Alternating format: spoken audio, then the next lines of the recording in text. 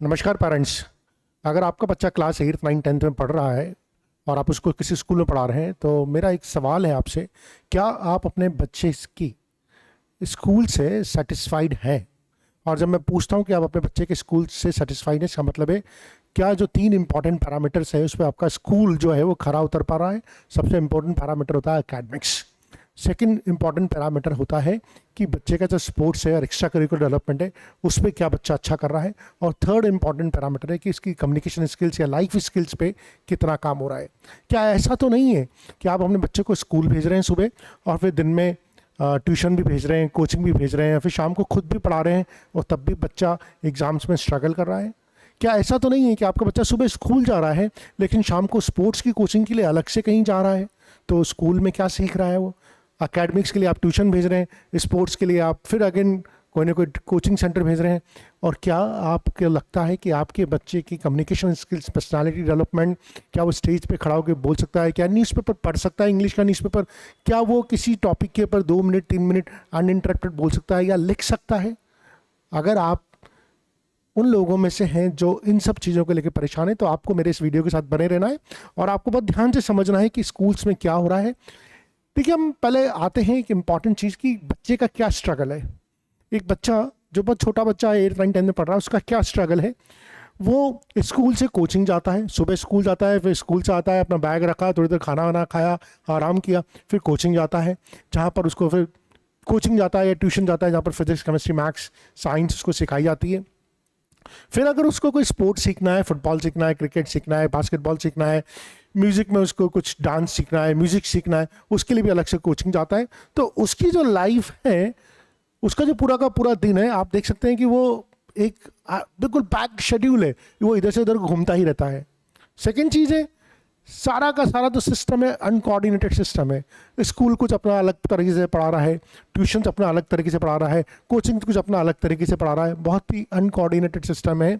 और इसकी वजह से क्या हो रहा है कि एक बहुत ओवर शेड्यूल्ड बच्चे की लाइफ हो जाती है।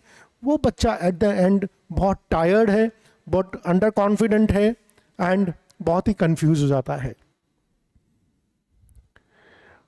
लेट्स अंडरस्टैंड कि हमारी जो एग्जिस्टिंग मॉडल्स हैं, जो 8 9 10th में जो भी एग्जिस्टिंग मॉडल्स हैं, एजुकेशन के जो भी एग्जिस्टिंग मॉडल्स हैं, वो क्या मॉडल्स हैं? देखिए, पहला मॉडल है कि प्योर स्कूलिंग, कि बच्चे को आपने सीबीएसई के स्कूल में एडमिशन करा दिया, लेकिन उसका एक डिसएडवांटेज क्या होता है कि एकेडमिक्स की बात करते हैं, नो कॉम्पिटिटिव फाउंडेशन। अगर सिर्फ स्कूल में पढ़ रहा है तो अगर उसको आगे जाके जेईई या नीट की तैयारी करनी है तो स्कूल के पास वो रिसोर्सेज नहीं होते कि कॉम्पिटिशन की तैयारी करवा दे। ठीक है। सेकंड और थर्ड पॉइंट बहुत इंपॉर्टेंट है। अगर कोई बच्चा बहुत स्लो लर्नर है तो 40 बच्चों की भीड़ पर उस पर स्पेशल कोई अटेंशन दिया नहीं जा रहा। ठीक है, उसको कोई एक्स्ट्रा प्रैक्टिस कराई नहीं जा रही, उसको एक्स्ट्रा टाइम दिया नहीं जा रहा, तो वहाँ पर वो जो स्लो लर्नर्स है वो इग्नोर होता है। और सेकंड, इसी का जो एक्सट्रीम वर्जन है फास्ट लर्नर। अगर आपका बच्चा पढ़ाई में बहुत तेज है और उसको क्लास में बहुत जल्दी समझ में आ रहा है तो भी एक सीलिंग है सिलेबस की कि यहीं तक पढ़ाया जाएगा, इससे ऊपर नहीं पढ़ाया जाएगा। जिस बच्चे का क्यूरियोसिटी लेवल बहुत ज़्यादा है, जिस बच्चे की मैथमेटिकल एप्टीट्यूड बहुत ज़्यादा है, उसको भी रेस्ट्रिक्ट किया जा रहा है। तो सिर्फ एवरेज बच्चे के साथ ही स्कूल में डील किया जा रहा है। अब आते हैं अपन pure coaching model. What is a pure coaching model?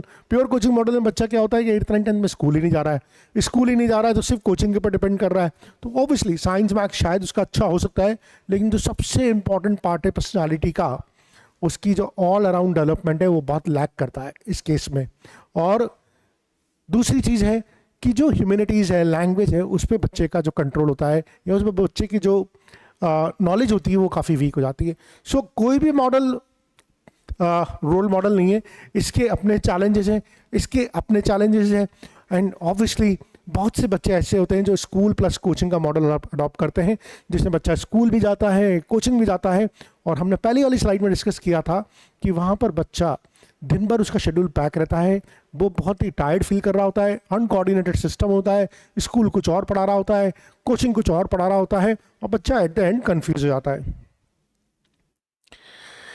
Y what this system, इसकी वजह से होता क्या है? मतलब आपको लग रहा है 8th 9 10 बिल्कुल फाउंडेशन ब्लॉक है। अगर यहाँ पर बच्चे की फाउंडेशन कमजोर रहेगी तो जेई या नीट या फ्यूचर में कोई भी एग्जाम दे रहा होगा वो उन सब में स्ट्रगल करेगा। पहली बात तो कंसेप्चुअल क्लैरिटी। हम कितनी बार इस टॉपिक को डिस्कस कर चुके हैं कि एकेडमिक इन्फ्लेशन की लाइफ में रह रहे हैं हम, जहाँ पर बच्चों को नंबर भर भर के दिए जा रहे हैं। नंबर कैसे भर भर के देते हैं? एग्जाम्स के पहले इंपॉर्टेंट क्वेश्चंस बता देना कि भाई ये 10 क्वेश्चन है, इन्हीं में से 5 क्वेश्चन आएंगे। तो ऐसे कैसे बच्चा नंबर तो बहुत लेके आ रहा है, लेकिन इंपॉर्टेंट चीज़ है उसके पास कंसेप्चुअल क्लैरिटी नहीं है। ठीक है। Second, language and expression. आज आप देखिए कि इवन जो बच्चा स्कूल जा रहा है उसका क्या कम्युनिकेशन स्किल्स है। मतलब मैं इतने बच्चों से इंटरेक्ट करता हूँ जो कॉन्वेंट स्कूल से पढ़ते हैं 8th 9th 10th क्लास में, उनको सिंपल सेंटेंस स्ट्रक्चर नहीं आता। अगर उनसे पूछ लिया जाए कि प्रेजेंट सिंपल या पास्ट सिंपल का एक एग्जांपल दे दो तो उनको वो नहीं आता। उनको ये नहीं आता कि सेंटेंस, क्लॉज और प्रेडिकेट में क्या डिफरेंस होता है, वो बच्चे बिल्कुल बता ही नहीं पा रहे। दूसरी चीज़ है communication skills, public speaking skills. आप देखिए पब्लिक स्पीकिंग स्किल्स के नाम पे क्या हो रहा है। असेंबली जो होती है उसमें किसी बच्चे का साल भर में 2 या 3 बार नंबर आता है जिसमें उसको न्यूज़ रीडिंग करनी होती है। और न्यूज़ रीडिंग कैसे करता है? वो सुबह उठता है, अपने पापा के पास जाता है, पापा से पूछता है पापा ये आज की न्यूज़पेपर में 4 जो इंपॉर्टेंट हेडलाइन जो पेपर पे लिख के दे दीजिए। वो हेडलाइन लिख के ले जाता है, उनको समझने का टाइम भी नहीं होता, उसको स्टेज पर बुलाया जाता है, वो 4 हेडलाइन डिलीवर कर देता है जिनका मतलब उसको खुद को समझ में नहीं आया था, जिनका मतलब पूरे स्कूल को भी समझ में नहीं आया होगा, लेकिन सब ताली पीट देते हैं। This is how the communications building is happening in real time in the schools. Third, बहुत कम स्कूल्स होते होंगे जो लैंग्वेज एक्सप्रेशन पे काम करते होंगे, जहाँ पर डिबेट क्लब्स होते होंगे, जहाँ पर रेगुलर MUNs हो रहे होंगे, मॉडल यूनाइटेड नेशंस की दर्ज पे डिबेटिंग्स हो रही होगी। बहुत कम स्कूल्स होते हैं। Mental ability and reasoning, this is the most important subject जो स्कूल्स में सिखाया ही नहीं जाता है, क्योंकि ये NCERT के करिकुलम का पार्ट नहीं है। लेकिन हम जब भी किसी भी कॉम्पिटिशन एग्जाम्स की बात करते हैं, देयर आर पैटर्न्स। हर सब्जेक्ट में पैटर्न्स होते हैं। अगर हम उन पैटर्न्स को आइडेंटिफाई कर लेते हैं तो सब्जेक्ट आपके लिए बहुत आसान हो जाता है। इनफैक्ट लाइफ में सब जगह पैटर्न्स होते हैं, और ये एक ऐसा सब्जेक्ट है जो आपको बचपन से उनकी नॉलेज डालता है। आप चाहे क्लैट का एग्जाम दे रहे हो, आप कैट का एग्जाम दे रहे हो, आप NDA का एग्जाम दे रहे हो, आप बैंकिंग PO का एग्जाम दे रहे हो, लेकिन मेंटल एबिलिटी बहुत इंपॉर्टेंट रोल प्ले करता है। अनफॉर्चुनेटली बहुत से स्कूल जिसको पढ़ाते ही नहीं है, कुछ पढ़ाते हैं तो वहाँ पर उस लेवल के टीचर्स नहीं होते जो इस सब्जेक्ट को जस्टिफाई करते हैं। And fourth, time to observe and apply. ये सबसे क्रिटिकल है। आपने बच्चे को पढ़ा तो दिया लेकिन उसकी प्रैक्टिस नहीं करवाई। क्या उस बच्चे के पास इतना टाइम है कि वो रोज प्रैक्टिस करके जाए? क्या उस बच्चे का रोज होमवर्क चेक होता है? क्या उसे क्लास में काम करवाया जाता है?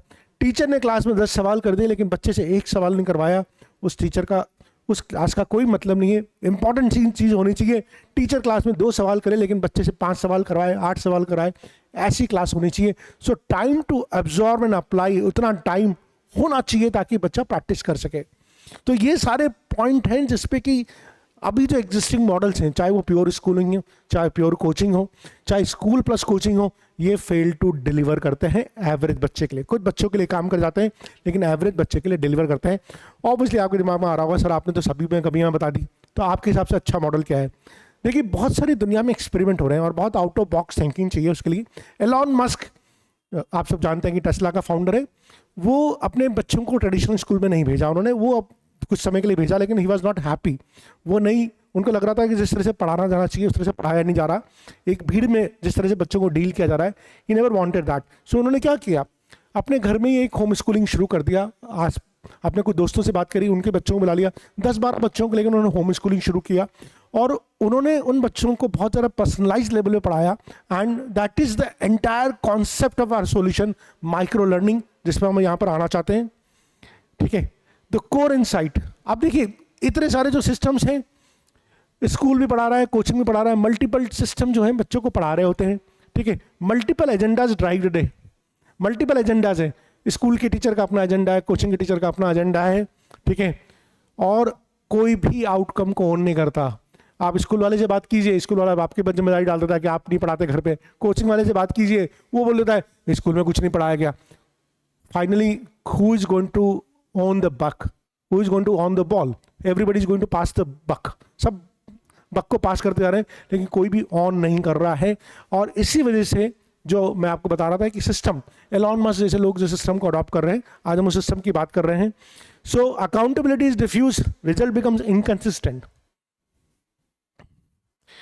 Now what we propose is a kind of micro learning solutions. देखिए मेरा एक डिकेड लॉन्ग, 2 डिकेड का एक्सपीरियंस है कोटा कोचिंग में काम करते हुए 6 to 10 वाले बच्चों के साथ काम करते हुए, और ऐसे बच्चे के साथ जिन्होंने टॉप 100 में खूब सारी रैंक्स दिए, जेई में, नीट में, एम्स में, इवन सिविल सर्विसेज में भी। और हमें मालूम है कि क्लास 8th 9th 10th में बच्चों को कैसे नर्चर करना है, कैसे आइडेंटिफाई करना है, कैसे उनके प्रति, मैथ्स के प्रति या किसी भी सब्जेक्ट के प्रति क्यूरियोसिटी, पैशन कैसे डेवलप करना है। This is what we understand since though almost 20 साल से काम कर रहा हूँ। ऑलमोस्ट इस प्री फाउंडेशन डिवीजन में जितने भी टीचर्स, जितने भी इंस्टीट्यूट्स में काम कर रहे हैं, वो कभी ना कभी मेरे साथ काम किए हुए हैं या मेरे द्वारा ट्रेन किए गए हैं। So we know how it works. And हमारा जो माइक्रो लर्निंग के 2 फ्रेमवर्क हम यहाँ पर देना चाहते हैं, और एक है एकेडमिक फ्रेमवर्क और एक है एक्स्ट्रा करिकुलर फ्रेमवर्क। देखिए एकेडमिक फ्रेमवर्क में क्या है, जो कोर फिलॉसफी है ना कि बच्चे से काम करवाना। अगर आपकी 1 घंटे की क्लास हो रही है और उसमें आप 55 मिनट आप पढ़ा रहे हो, आप ही बोर्ड पे सवाल कर रहे हो, आप ही, बच्चा सिर्फ नोट्स बना रहा है, that is not the learning. Learning वो होनी चाहिए जब आप पढ़ाइए 15 से 20 मिनट और बाकी 30 से 40 मिनट बच्चे से काम करवाइए, which is neither happening in the schools nor happening in the coachings. And this is the core philosophy जहाँ पर क्राइंजा का माइक्रो लर्निंग काम करता है। पर्सनल मेंटरिंग, अगर मैं बच्चे का काम देख रहा हूँ लगातार, तो मुझे समझ में आ रहा है कि उसको किस टॉपिक में प्रॉब्लम है, किस टॉपिक में प्रॉब्लम नहीं है, उसको कहाँ तक ले जाया जा सकता है, उसको कहाँ से पीछे से शुरू किया जाता है। अगर कोई बच्चा 9th क्लास का बच्चा हमारे पास आता है और हमें समझ में आता है इसको फ्रैक्शन, क्वाड्रेटिक पढ़ा रहे हैं, कोई पढ़ा रहे हैं, हमें समझ में आ रहा है इसको फ्रैक्शन में दिक्कत है, हम फ्रैक्शन से शुरू करेंगे। लेकिन वहीं पर कोई बच्चा ऐसा आ रहा है जो अपने क्लास 9 के चैप्टर को 2 दिन में कर लेता है, तो उसको रेस्ट्रिक्ट नहीं करना, फिर उसको 10th भी करा सकते हैं, उसको एनएमटीसी भी करा सकते हैं, उसको प्री आर में भी करा सकते हैं, उसके लेवल के ऊपर है, बिकॉज पूरा का पूरा काम पर्सनल है। यहाँ पर करिकुलम है ना, लेकिन अगर बच्चे के पास पोटेंशियल है तो हमारे पास भी टीचर्स हैं जो बच्चों को उस नेक्स्ट लेवल तक ले जा सकते हैं और काम करवाना है। सेकेंड जो है एक्स्ट्रा करिकुलर फ्रेमवर्क। देखिए मुझे बहुत बड़ा गैप दिखता है, because being I my self being from N air force background, मुझे लगता है बच्चे को रोज खेलना चाहिए, लेकिन हमारा जो सिस्टम है वो बच्चे को खेलने की इजाज़त नहीं देता है। आपने स्कूल भेज दिया, आपने कोचिंग भेज दिया, आपने खेलने का टाइम किल कर दिया। दूसरी बात, स्कूल में जो स्पोर्ट्स का पीरियड हो रहा है वो कैसे हो रहा है, पूरे वीक में 1 या 2 पीरियड स्पोर्ट्स का आता है, 30-35 मिनट्स का पीरियड स्पोर्ट्स का आता है, 30-35 मिनट्स का एक पीरियड आता है स्पोर्ट्स का। उसमें बच्चे को कभी क्रिकेट खिला दिया जाता है, अगले वीक में कभी फुटबॉल खिला दिया जाएगा, अगले वीक में कभी बास्केटबॉल खिला दिया जाएगा। आप किसी भी एक स्किल को कंसिस्टेंटली डेवलप ही नहीं कर रहे। अच्छा क्रिकेट खिला दिया जाएगा तो हो सकता है जो कोच क्रिकेट खिला रहा हो वो फुटबॉल का कोच हो, उसको क्रिकेट में उतना इंटरेस्ट नहीं हो, लेकिन उसको तो एक जिम्मेदारी दे दी, उसने वो काम कर दिया। तो जो प्रोफेशनल तरीके से स्पोर्ट्स की ट्रेनिंग होनी चाहिए थी वो भी स्कूल नहीं हो करवा पा रहा है, पढ़ा तो पा ही नहीं रहा, एवरेज बच्चे को स्पोर्ट्स की ट्रेनिंग भी नहीं करवा पा रहा। यही वजह है कि बच्चे बाहर जाते हैं स्पोर्ट्स सीखने भी। तो हमारा ये फ्रेमवर्क है, इसमें शुरू के डेली स्पोर्ट्स ट्रेनिंग है। डेली स्पोर्ट्स ट्रेनिंग है, बच्चा रोज 1 घंटा 1.25 घंटा सिर्फ खेलेगा और वो एक पर्टिकुलर स्पोर्ट को पकड़ेगा। चाहे कुछ हमारे पास स्पोर्ट्स लिस्टेड हैं जिनके साथ हमारे टाई-अप्स हैं, जहाँ पर बहुत अच्छे इंफ्रास्ट्रक्चर है, बहुत अच्छे कोचेस हैं, उनके साथ हमारे टाई-अप्स हैं। बच्चा वहाँ जाएगा, रोज 1 घंटा 1.25 घंटा खेलेगा, ठीक है, और एक 2 दिन ट्राई करके देखेगा मुझे स्पोर्ट्स पसंद है या नहीं, लेकिन एक बार उसको पसंद आ गया तो 1 महीने तक रोज खेलना है, ऑल 6 डेज ए वीक रोज खेलना है। ये नहीं कि एक दिन खेल के छोड़ दिया रहा है, मेरे को समझ में नहीं आ रहा। कोई भी चीज़ एकदम से नहीं आती है ना, the Rome was never built in a day, simple सी बात है। आपको रोज टाइम देना पड़ेगा। आज आप लॉन टेनिस खेलना शुरू करते हैं, पहले शुरू के 4 दिन तो आपको रैकेट पकड़ना सीखने में लगता है, और इतने टाइम में तो स्कूल में गेम चेंज हो जाता है, कोच चेंज हो जाता है, पता नहीं क्या क्या हो जाता है। हम चाहते हैं कि आप कोई भी स्किल सीखें, अगर आप म्यूज़िक भी सीख रहे हैं, आप गाना भी सीख रहे हैं, तो उसको लगातार 25 दिन तक करें। उसके बाद एक सर्टेन लेवल ऑफ एक्सपर्टीज लेके आएँ, उसके बाद लें कि मुझे ये करना है या मुझे कुछ और शिफ्ट में शिफ्ट होना है। सो ये एक बहुत बड़ा एसेंशियल हॉलमार्क है। Daily sports training, daily music and dance classes, obviously इन दोनों में से कोई भी एक चीज़ होगी, ठीक है। जो बच्चा स्पोर्ट्स में जाएगा वो स्पोर्ट्स करेगा, जो म्यूजिक एंड डांस में जाएगा वो सिर्फ म्यूजिक एंड डांस करेगा। हम 1 घंटा डेडिकेटेड सिर्फ इसी चीज़ के लिए कर रहे हैं। एंड सबसे इंपॉर्टेंट चीज़ है पर्सनालिटी डेवलपमेंट, रोज कम्युनिकेशन स्किल्स। बच्चे को स्टेज पे बोलना आना चाहिए, बच्चे को रीडिंग आनी चाहिए, जो इंपॉर्टेंट पार्ट है, reading, speaking, listening and writing, ये इंपॉर्टेंट पार्ट है, पिलर्स है। लेकिन आज का बच्चा हिंदी लिख नहीं पा रहा, अंग्रेजी भी लिख नहीं पा रहा, अंग्रेजी ढंग से बोल नहीं पा रहा, हिंदी तो बोल लेता चलो घर में बाहर हो, अंग्रेजी ढंग से बोल नहीं पा रहा, बिकॉज रोज पब्लिक स्पीकिंग सेशंस नहीं होते। We have done this in क्राइंजा। हम अपने छोटे बच्चों में रोज एक्सपेरिमेंट करते हैं, उनके रोज पब्लिक स्पीकिंग सेशंस होते हैं, और वो बहुत अच्छी तरह से बोलते हैं। हम चाहते हैं कि क्राइंजा माइक्रो लर्निंग में भी रोज 1 घंटे का सेशन ऐसा हो, बिकॉज हमारे पास टाइम बहुत है, we are taking a very huge long time. तो हम ये रोज करवा सकते हैं कि बच्चा रीडिंग करे, एक तो बुक रीडिंग हो, और हमने हर एज के अकॉर्डिंग एज अप्रोप्रिएट बुक्स को सिलेक्शन किया हुआ है। लाइब्रेरी में बहुत बड़ा कलेक्शन है, बच्चा रोज इंग्लिश पढ़ेगा। देखिए why English is so much important, why I insist on English, because अगर बच्चे को इंग्लिश नहीं आएगी तो मैथ्स में भी दिक्कत है, एसएसटी साइंस में तो दिक्कत है ही सही, लेकिन मैथ्स में दिक्कत है। मैं ऐसे कितने बच्चों को जानता हूँ, सबको मालूम होता है कि 2+3 5 होता है, लेकिन जैसे आप इसी क्वेश्चन को आप वर्ड फॉर्म में बना देते हो, वर्ड फॉर्म में कि I went to market, I purchase a pen worth of ₹2 and I purchased a pencil worth of ₹3. Now tell me how much money I've spent. तो बहुत से बच्चे जिनको 2+3 5 होता है वो भी इस क्वेश्चन का जवाब नहीं दे पाते, बिकॉज उनको अंग्रेजी नहीं आती है। और अंग्रेजी क्यों नहीं आती? क्योंकि घर में वो एनवायरनमेंट नहीं है और स्कूल ने वो एनवायरनमेंट डाइल्यूट कर दिया है। तो यहाँ पर रोज 1 घंटा बच्चा कम्युनिकेशन स्किल्स पे काम कर रहा है। कम्युनिकेशन स्किल्स वर्कशॉप चल रही है उसकी, जिसमें वो तो रीडिंग कर रहा है या राइटिंग कर रहा है या स्पीकिंग कर रहा है या लिसनिंग कर रहा है। और आप इमेजिन कीजिए अगर 2-3 महीने भी बच्चा इस एनवायरमेंट रह गया तो उसका इंग्लिश का क्या लेवल होगा, और इंग्लिश के लेवल से उसका जो कॉन्फिडेंस बढ़ेगा, उसकी जो पर्सनालिटी बढ़ेगी, और बाकी सब्जेक्ट्स में जो आपको मेजर सी चेंजेस दिखेंगे कि उसको एसएसटी में रटना नहीं पड़ेगा, वो समझ लेगा और वो अपनी लैंग्वेज में लिखना शुरू कर देगा। अभी तो प्रॉब्लम क्या है कि बच्चे को लिखना ही नहीं आता है, उसको सेंटेंस का स्ट्रक्चर करना ही नहीं आता है, मतलब सिंपल टेंस नहीं आते, तो क्या एक्टिव वैसी करेगा, क्या डायरेक्ट इनडायरेक्ट करेगा, क्या नरेशन करेगा, कुछ नहीं हो रहा उसके साथ में। वो एग्जाम के पहले टीचर 10 सवाल बता देता है, वो बच्चा रट के चला जाता है और पास ले आता है, नंबर आ जाते हैं। So we want to break this. हमारे लिए English is as important as maths, हमारे लिए sports is as important as maths. We are not going to, what is the process to take part in the क्राइंजा micro learning program? क्राइंजा micro learning program जो है ना, वो class 8 से 10th वाले बच्चों के लिए हम लॉन्च कर रहे हैं इस साल। इसका जो प्रोसेस है, student entry in classes 8 to 10, है ना। आप ये एक बहुत छोटे ग्रुप साइज में होगा, मेरे ख्याल से एक क्लास में 5 से 8 बच्चे ही होंगे, क्योंकि हमारा फोकस बहुत ज़्यादा कस्टमाइज्ड है, हमारा फोकस बहुत ज़्यादा बच्चे से काम करवाने के ऊपर है, rather than just delivering the lectures.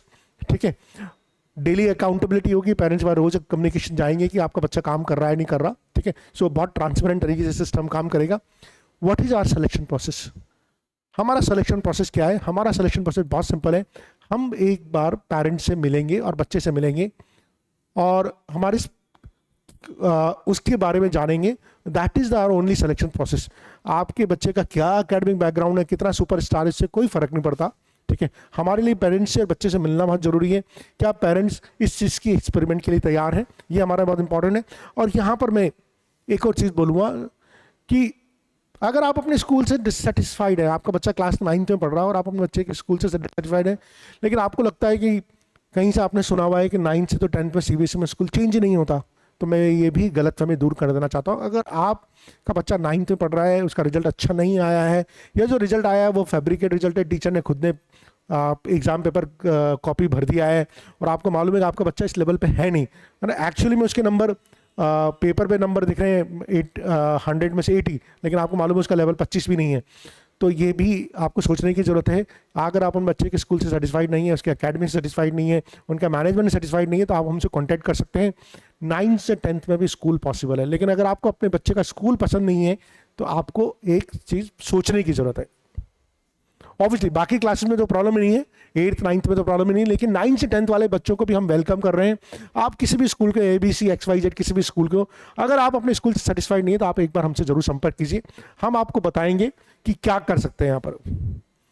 ठीक है, and at the end of the day मैं यहाँ पर बोलना चाहूँगा कि क्राइंजा माइक्रो लर्निंग प्रोग्राम में बहुत ही कस्टमाइज्ड, बहुत ही छोटा ग्रुप, और पिछले 20 साल का जो मेरा एकेडमिक एक्सपीरियंस है, इंडिया में कोटा में प्री फाउंडेशन स्टार्ट करने से लेकर एक लीडरशिप पोजीशन पे हम लेके गए कोटा को, जहाँ पर हमने ओलंपियाड्स को क्रैक करना सिखाया। सिर्फ ओलंपियाड से नहीं, इवन हमारे बच्चे स्पेल बी में गए, इवन हमारे बच्चे ए स्टार में गए, इवन हमारे बच्चे ने स्पोर्ट्स में भी बहुत अच्छा किया है, और आज वही बच्चे IIT डॉक्टर्स और सिविल सर्वेंट बन के देश की सेवा कर रहे हैं। तो आप हमें एक बार आके जरूर मिलिए एंड ये समझने की कोशिश कीजिए what difference we are going to create here, because हमारी टैग लाइन है, पढ़ाते तो सब हैं, जिम्मेदारी आप काम कराने की। Thank you.